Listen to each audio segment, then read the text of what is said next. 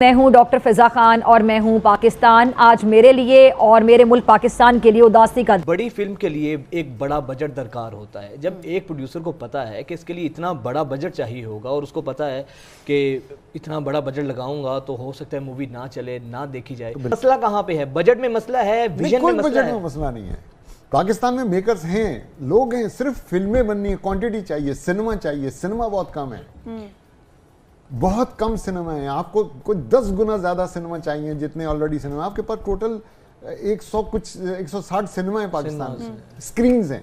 हाँ। लोकेशन तो 70 लोकेशन है, 70 सिनेमा लोकेशन है। तो आप कैसे फिल्म बनाएंगे? मैं समझती हूँ कि जो आर्ट है, जो फिल्म का मीडियम है, जो ड्रामा का प्लेटफॉर्म है, ये तरीके से लोगों पे ये जाके असर करता है, कोई और चीज़ नहीं करती है। इंडियन मीडिया बड़े तरीके से, बड़े अरसे से इसका इस्तेमाल कर रहा है। इस फिल्म में भी यही किया गया है। बिल्कुल, इस चीज को सॉफ्ट पावर बोलते हैं। एक तो हार्ड मिलिट्री पावर होता है, मिसाइल्स और जहाज, ये सॉफ्ट पावर होता है, जो कि इंडिया ने एक प्रोपेगेंडा डिसइंफॉर्मेशन सेल भी बनाया था जिसके तहत पाकिस्तान को टारगेट करते थे। और ये इस दफा इन्होंने अनफॉर्चुनेटली लियारी का इस्तेमाल करने की कोशिश की है पाकिस्तान को बदनाम करने। طق سيارة بوليس يلا يلا سوي رقصة ثانية رقصة البطريق ولا سبة ثيمان يا أخي دوس عندي خوش فصلة يا أخي تفوز والله خوش رقصة يا أخي دوس عندي خوش فصلة يا أخي تفوز والله خوش رقصة حلو زين مكانه حلو ديكوريشن ماله حلو سوي رقصة धुरंधर एक सुपरहिट फिल्म 300 करोड़ क्रॉस कर चुकी है, इंडिया की टॉप अर्निंग फिल्मों में आ चुकी है। इसका एक सीक्वल भी आ रहा है फरवरी में और उसे भी देखना जरूरी है। क्यों? क्योंकि अभी लियारी यानी कि कराची के अंडरवर्ल्ड माफिया की कहानी पूरी नहीं हुई है। इसके बाद अभी और डिटेल्स आएंगी कि कैसे अंडरवर्ल्ड माफिया टेररिस्ट के साथ मिल करके टेररिज्म बढ़ाता है और उनको पॉलिटिकल सपोर्ट कितना है। इस फिल्म में थ्रेडबेयर एक्सपोज कर दिया है हर उस हरकत को, इलीगल हरकत को जो कराची में होती है। कराची अब तक इंडियंस को पता नहीं था कि कराची में किस तरीके के अंडरवर्ल्ड माफिया चलते हैं। यहां तक के दाऊद इब्राहिम के भाई को भी इस रहमान बलूच ने मारा था,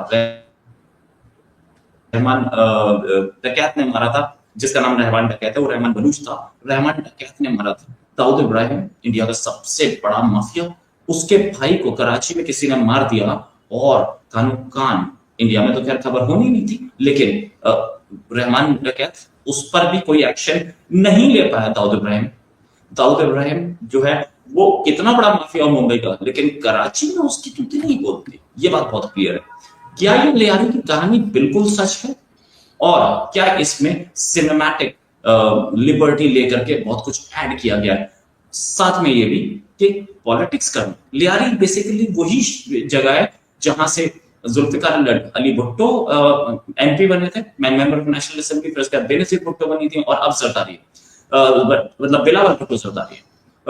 ये चीज, इस एरिया की क्या टेक्निकलिटी है और इस एरिया में क्या सिचुएशन है लियारी, इस पर बात करेंगे। हमारे साथ आरजू काज़मी जी। आरजू काज़मी जी को किसी इंट्रोडक्शन की जरूरत नहीं है। आरजू जी, बहुत बहुत स्वागत है आपका हमारे शो में। आरजू जी, क्या लियारी जो है या कराची, वहां का माफिया इतना ही डेंजरस है जितना पता है क्या? सबसे पहले बहुत शुक्रिया रोहित जी, आपने इनवाइट किया, थैंक यू सो मच। और मैं शुरू करने से पहले ये बता दूं कि मैं खुद कराची बॉर्न हूँ, मैं कराची में ही पैदा हुई, कराची में से मैंने जो है स्कूलिंग मेरी कराची की है और उसके बाद कहिए कि इस्लामाबाद शिफ्ट हुए मेरे पेरेंट्स।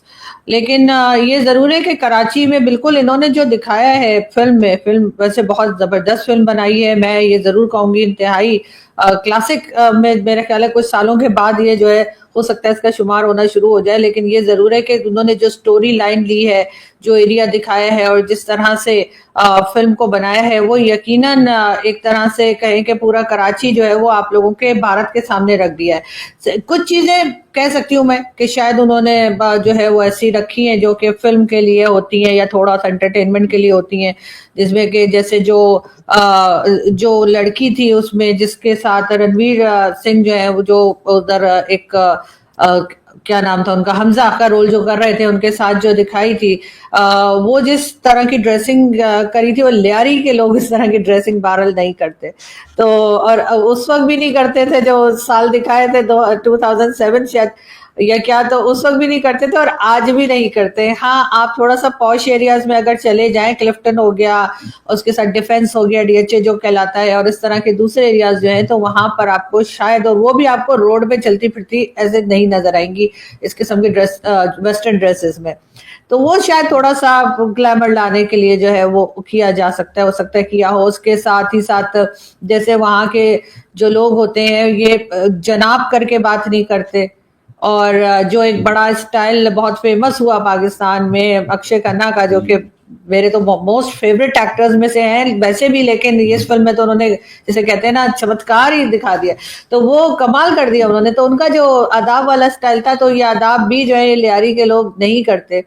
लेकिन बहरहाल कोई बात नहीं, वो स्टाइल एक होता है, कुछ फिल्म में थोड़ी बहुत चीजें डाली जाती हैं और यकीनन वो क्लिक भी कर गई हैं, इसलिए कि यहाँ पर और किसी का जिक्र हो ना हो पूरे पाकिस्तान में, उसमें जो है वो अक्षय खन्ना जो है उनका जिक्र बहुत किया जा रहा है। अक्षय खन्ना को बहुत पसंद किया जा रहा है। और वैसे तो 6 कंट्रीज ऐसी हैं, गल्फ कंट्रीज, जहाँ पे ये फिल्म बैन हो गई है, लेकिन मजे की बात, जिनके लिए बैन हुई है कि एंटी पाकिस्तान फिल्म है, पाकिस्तान में सबने ढूंढ ढूंढ के ये फिल्म देख ली है। और उसके बाद कई लोग जो है एक दूसरे से मांगते फिर रहे हैं, और मैसेजेस मुझे भी आ रहे हैं कि तुमने देख लिया तो जरा हमें भी लिंक दे दो, और ये वो, तो इस तरह से यहाँ पर चल रहा है। और वैसे भी हमारी एक आदत है, हमें जिस काम को मना किया जाए ना, वो हम जरूर करते हैं। अगर कोई हमें कह देना कि ये फिल्म बैन है, आप नहीं देख सकते पाकिस्तान में, फिर तो पाकिस्तानी ढूंढ ढूंढ के देखते हैं। तो यहाँ पर वही चल रहा है, जो लियारी का दिखाया, जो वहाँ का माहौल दिखाया, तो उस लिहाज से तो बिल्कुल सही है। वहाँ पर वाकई में सब कुछ होता था, और काफी हद तक क्रिमिनल्स जो हैं वो वहीं पे पाए जाते थे, और रोड क्राइम्स और लोगों को गोली मार देना आम सी बात थी, कोई पूछता भी नहीं था। ये MQM वगैरह जो है, इनको भी उसी में आप शामिल कर सकते हैं। वहां पर अक्सर लोगों की बोरियों में लाशें जो है वो मिला करती थी, और अक्सर लोगों के जो फैमिली के जो लोग हैं वो इसी तरीके से मारे जाते थे, चाहे उनका उन गैंग से कोई वास्ता हो ना हो। बहुत से लोगों को तो ये पैसा वैसा लेने के लिए, जैसे होता है ना रैंसम मनी के लिए, उसके लिए भी किडनैप कर लिया करते थे। और